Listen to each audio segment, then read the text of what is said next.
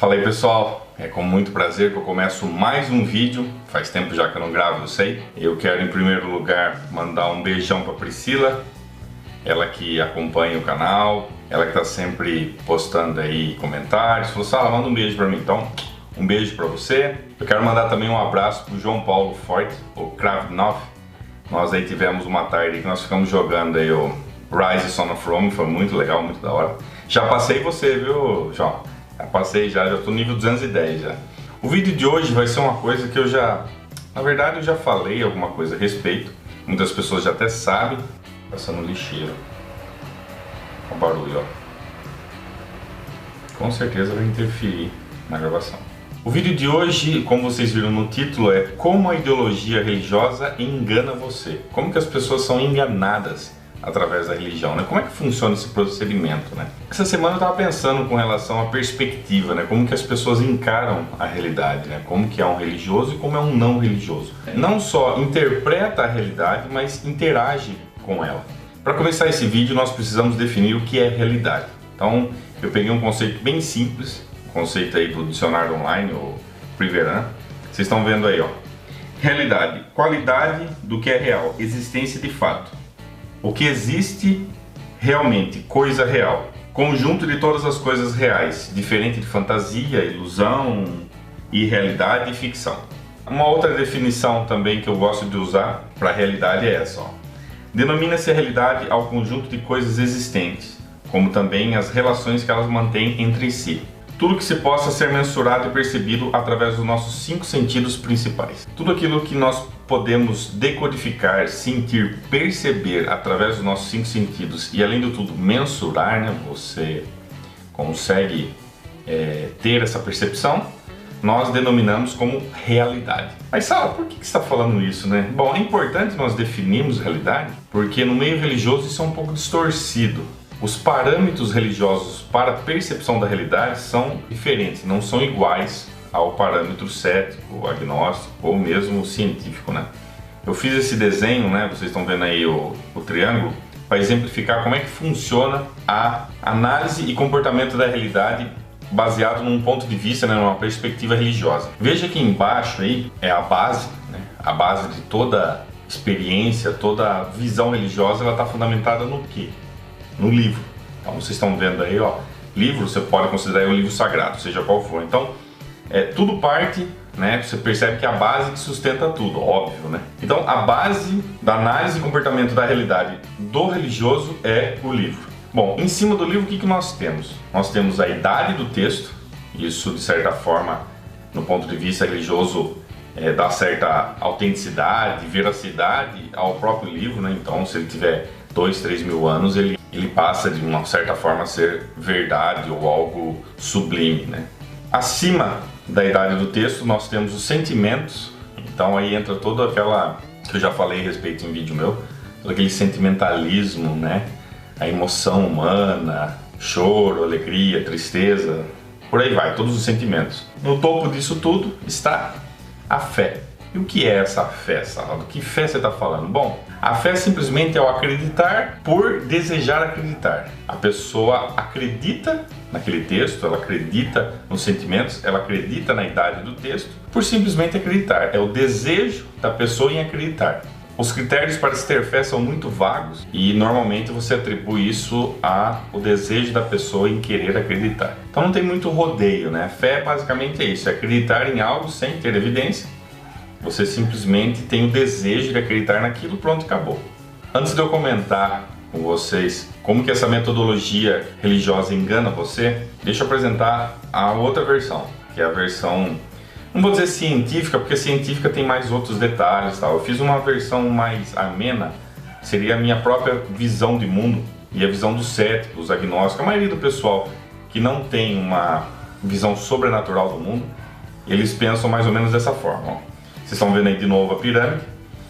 E na base da pirâmide, ao contrário do teu livro sagrado, o que nós temos? As evidências. Tudo aquilo que aponta para uma direção, seriam as evidências, ela é a base de toda a análise e todo o comportamento. É a maneira como o cético enxerga o mundo, como ele percebe os parâmetros que ele usa para decodificar a realidade. Então ele está baseado no quê? Nas evidências. Em cima das evidências, o que nós temos? Temos a observação. Então você observa o fenômeno, não é simplesmente um achômetro, né? Ah, eu achei que é desse jeito. Não, primeiro você observa. Em cima da observação, o que nós temos? Análise e comparação. Então você tem que fazer uma análise minuciosa. Será que o que eu observei está correto? Será que isso tem a ver com outros fenômenos? Então você tem que comparar com outros fenômenos. E acima disso tudo, no topo da pirâmide, nós temos o que nós chamamos de conhecimento. Então, até algo se tornar conhecimento, existe uma série de procedimentos. O pessoal aí que trabalha no campo acadêmico, científico, sabe que é mais complexo que isso. Tem muito mais... A metodologia científica é muito mais complexa, mas eu não quero entrar nesse assunto científico e tal. Quero só dar uma pincelada para vocês terem uma noção da diferença do pensamento racional, pensamento cético, e o pensamento religioso. O pensamento racional ele tem que passar por essas etapas, ele está fundamentado nas evidências, e não no achismo, e não em texto e nada. Você tem que ter algo concreto. Quando as pessoas falam de provas, elas estão se referindo a isso, a evidências. A essa altura do campeonato você deve estar se perguntando, ué, mas Sala, tá, você falou aí da visão religiosa, a visão cética, né, a visão do ponto de vista racional. Eu ainda não entendi bem o problema dessa visão religiosa e como que ela me engana. Tá, tudo bem, se baseia num livro, mas como funciona isso na prática, né? Como que você aplica essas duas metodologias que você demonstrou? Como que eu posso aplicar isso no dia a dia, no cotidiano? Vamos lá.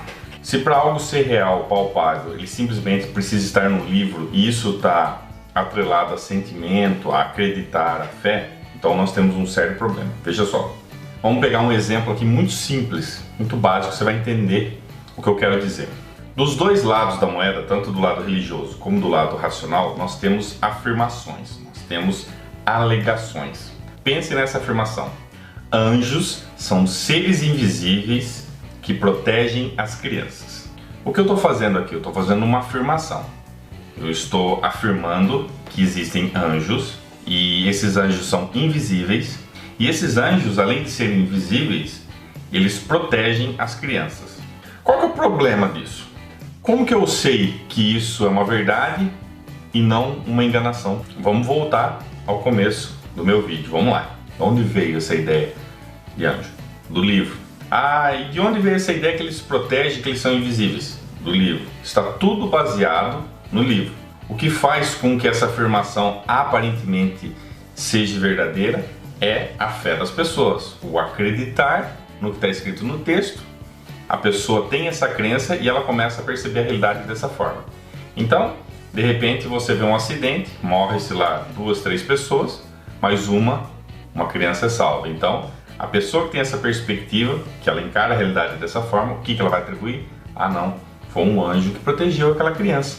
O anjo invisível, de certa forma miraculosa, sem explicação, protegeu aquela criança. Eu não sei se você consegue entender o problema de você ter uma visão como essa. Porque se você se baseia num livro para decodificar a realidade, você é uma pessoa que não tem critérios. Ou, no mínimo, seus critérios são muito fracos. Você é uma pessoa que está susceptível a qualquer tipo de enganação. Mas por que, Sal? Por que essa pessoa está susceptível a ser enganada? Se você toma como base um livro, qual que é o critério para esse livro? Ah, tem que ser um livro sagrado. Tá, mas o que é sagrado? Como que você define o que é sagrado? Como que eu sei que isso é sagrado e isso não é? Isso é sagrado, isso não é. Se você toma como base o livro, então nós podemos trocar o livro. Vamos pegar outro livro aí, vamos pegar o livro do Harry Potter. Ah, Sal, mas tá de sacanagem, pô. Pegar o livro do Harry Potter, de novo a história de gibi do Homem-Aranha. O que faz com que as pessoas rejeitem o Harry Potter é o fato dele ser recente. Mas vamos imaginar daqui 2000 anos, ou 3, que seja. Já passou um bom tempo. Então, significa então que como ele tem 2, 3 mil anos, já é um tempo considerável, né?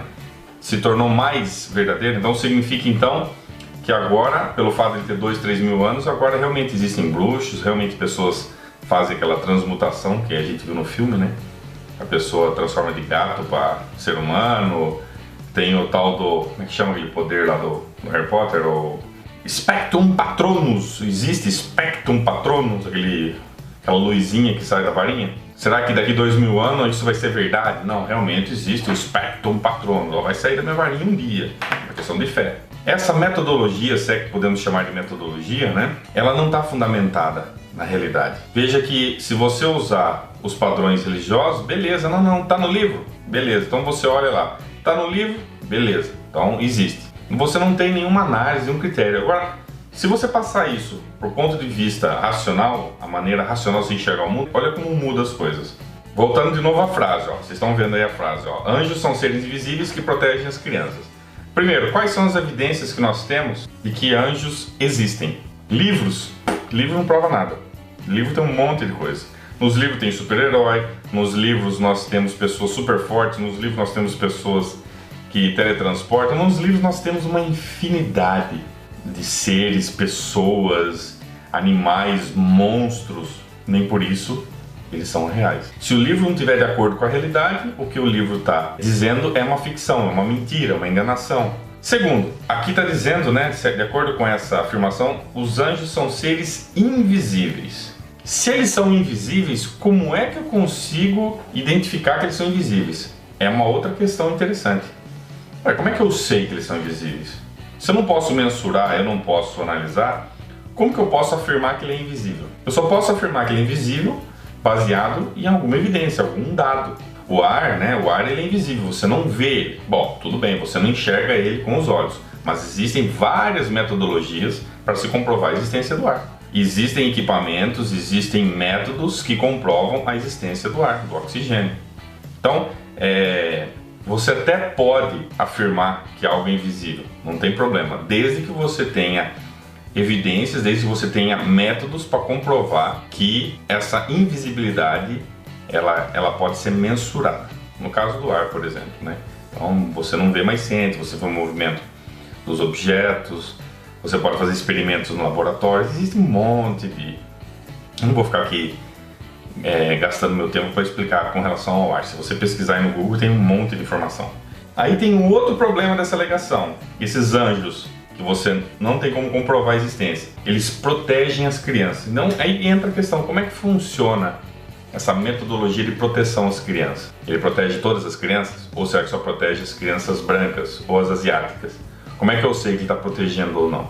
Lembre-se que isso tudo volta àquela questão, que é a questão de fé, de acreditar. Se tudo vai se basear em acreditar, e o acreditar está fundamentado num livro, você pode acreditar em qualquer bobagem. Você não tem parâmetro, você não consegue observar a realidade. Peraí, isso aí não existe. Quando você não tem critério, ou quando seus critérios são baseados numa perspectiva flutuante, né? Eu diria que é um dado flutuante. Se a criança sobreviveu, foi o anjo. Se não sobreviveu, fica quieta. Realmente, o anjo estava lá dando uma cagadinha, não deu tempo de salvar a criança. Então, pula essa parte. Essas duas maneiras que eu demonstrei no vídeo, você pode usar para qualquer coisa. Não importa o objeto que você jogue ao chão, os dois caem na mesma velocidade. Então, isso é uma afirmação. Tem como você testar? Sim, tem como você testar. É só você pegar dois objetos diferentes, pegue dois objetos e jogue no chão.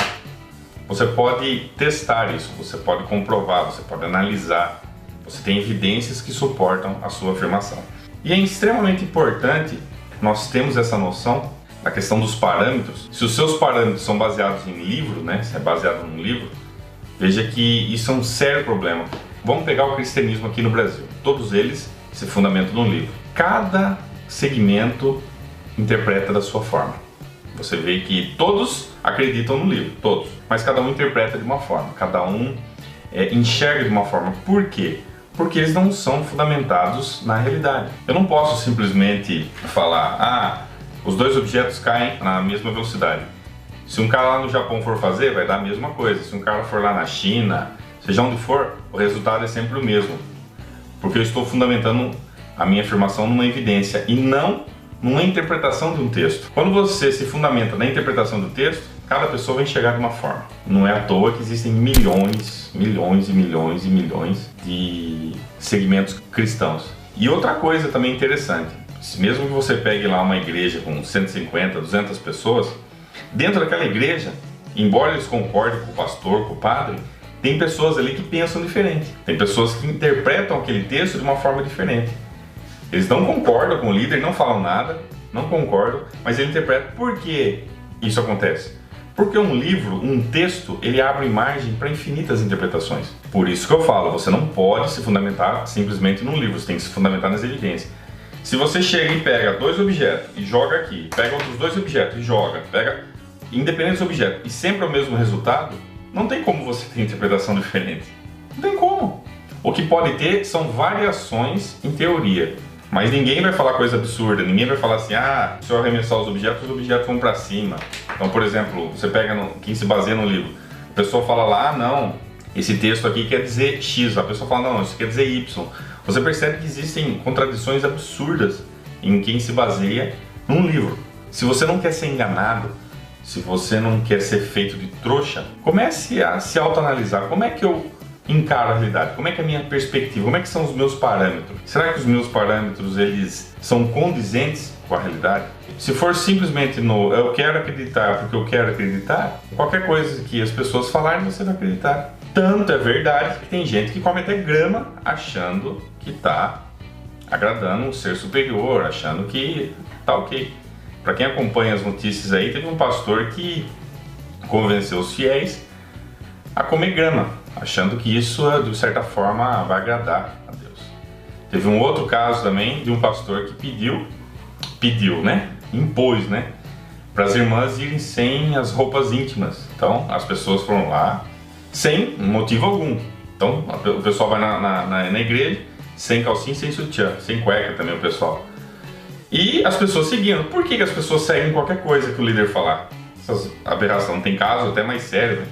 De pessoas que se suicidam, pessoas que vendem casa, pessoas que vão morar em abrigo. Tem tantos casos. Por quê? Porque as pessoas não têm critério. Se você não tem critério fundamentado na realidade, com evidência, com análise, com comparação, você vai acreditar em qualquer besteira. Ah, imagina, Sala, você vai acreditar em qualquer besteira. Eu já fui assim, eu já acreditei em um monte de besteira, que quando eu fui analisar, eu falei, meu, que merda é essa? No que eu tô acreditando? Tá ok, galera? Então, esse foi o vídeo de hoje, tentei ser mais detalhado, para dar um parâmetro legal aí das diferenças. Um grande abraço a todos aí, e até o próximo vídeo.